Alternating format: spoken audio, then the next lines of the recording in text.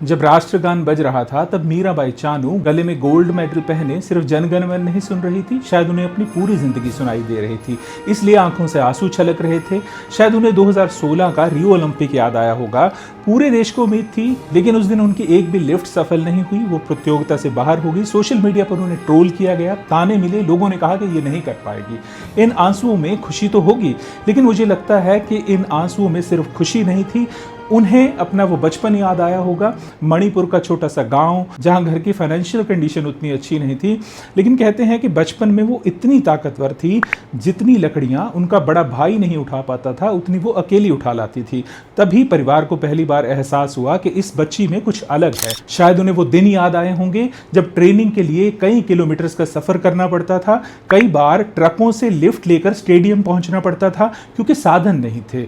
बाद में जब वो ओलंपिक पदक जीत कर लौटी तो उन्हीं ट्रक ड्राइवर्स को बुलाकर उनके पैर छुए थे। 2016 रियो ओलंपिक की हार और ट्रोलिंग याद आई होगी, लेकिन कहते हैं कि महान खिलाड़ी हार से टूटते नहीं हैं, उसी हार को अपनी सबसे बड़ी ताकत बना लेते हैं। फिर वही मीराबाई 2017 में विश्व चैंपियन बनी, टोक्यो ओलंपिक में भारत के लिए सिल्वर लेकर आई और अब 2026 कॉमनवेल्थ गेम्स में भारत का पहला गोल्ड मेडल जीतकर इतिहास रच दिया। ये उनका लगातार तीसरा कॉमनवेल्थ गोल्ड भी है। लेकिन कहानी यहीं खत्म नहीं होती। इस गोल्ड के लिए उन्होंने सिर्फ वजन नहीं उठाया, उन्होंने अपना शरीर भी दांव पर लगा दिया। उन्होंने खुद बताया कि 48 किलो वर्ग में वेट मेंटेन करने के लिए उन्हें 3 दिन तक सब कुछ खाना पीना छोड़ना पड़ा।